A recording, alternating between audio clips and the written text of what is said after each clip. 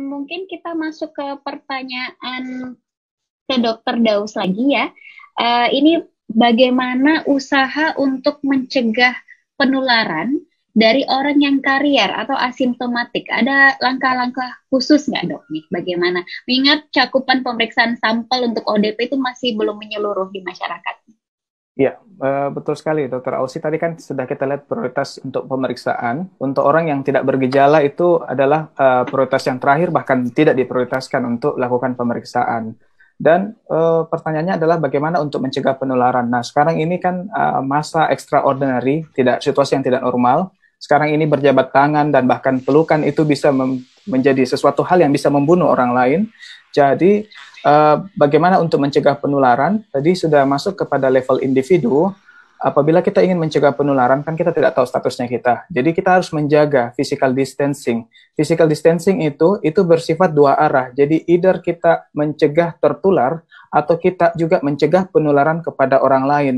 Dan physical distancing itu selain juga kita lakukan di luar rumah, kita harus juga ingat bahwa apabila kita sering terpapar dengan lingkungan luar, atau nanti kan akhir April kan kita sudah mulai bulan puasa, dan ada kebiasaannya kita awal bulan puasa dan mendekati Lebaran, apa yang melakukan mudik. Tapi saat berpindah kota, dari kota yang satu ke kota yang lain, sangat dianjurkan untuk melakukan isolasi mandiri selama 14 hari. Karena ada kasus yang kita dapatkan, pulang dari Malaysia, tidak ada gejala, tidak ada apa-apa, berinteraksi dengan keluarga, bapaknya yang positif corona, bapaknya meninggal. Dan itu yang harus kita perhatikan bersama. Jadi kalau misalnya ada urgensi untuk audiens untuk harus pulang kampung atau bertemu keluarga, sebaiknya kita disiplin untuk melakukan physical distancing dengan anggota keluarga kita juga, dan kita menjaga supaya tidak tertular coronavirus ini ke anggota keluarga yang lain. Mungkin seperti itu Dokter Ausi. Terima kasih. Terima kasih banyak Dokter Daus. Penjelasannya sudah lengkap sekali tentang bagaimana kita tetap bisa menjaga diri kita dan menjaga keluarga kita dan menjaga masyarakat. Jadi physical dan social distancing itu sangat penting ya. Dan mungkin ya karena kita akan menghadapi bulan Ramadan ini yang paling susah, karena pasti akan mau sering bertemu dengan keluarga, pengen kumpul, pengen sholat sama-sama, tapi mungkin ada perubahan-perubahan untuk tahun ini ya. Oke. Nah, terkait dengan itu, saya ingin ke pemateri yang kedua. Ada Rahmat di sini. Rahmat, halo. Oke. Ini pertanyaan untuk Rahmat. Bagaimana cara paling efektif untuk mengedukasi masyarakat?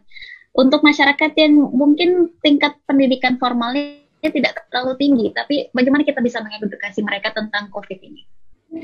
Baik, ini harus bekerja dua arah sih kalau ini Dok Ausi. Ya. Makro mikro. Makro itu jelas media berperan penting di sini.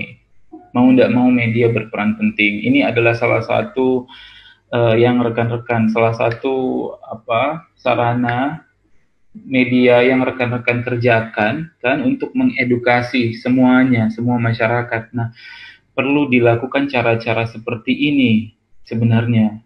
Dan kalau bisa, kalau kita bicara makro berarti pemegang kebijakan juga kalau bisa banyak melakukan hal-hal seperti ini. Karena gimana ya, kita harus realistis bahwa karena mereka minim akses, jadi mereka harus didatangi, mereka harus di reach out dari pemegang kebijakan dari atas ke bawah, reach ke bawah. Nah, selain itu untuk memahamkan teman-teman kita semua, terutama yang itu tadi yang tidak mendapatkan akses pendidikan, terutama itu kalau bisa message-nya disimplify, disederhanakan. Nah, yang jadi masalah sekarang, contoh misal kita pakai istilah social distance. Apa itu social distance? Buat teman-teman, mungkin yang lain belum tentu paham apa itu social distance. Terus ada perdebatan lagi, mestinya bukan social distance, physical distance. Bentar gitu kan, buat kita, buat teman-teman mungkin yang kalangan berpendidikan mungkin akan kemudian nyaman saja berdebat di area itu, tapi kita kemudian lupa bahwa ada teman-teman kita yang belum tersentuh secara message-nya belum sampai, karena itu tadi pesan yang digunakan itu tidak sederhana.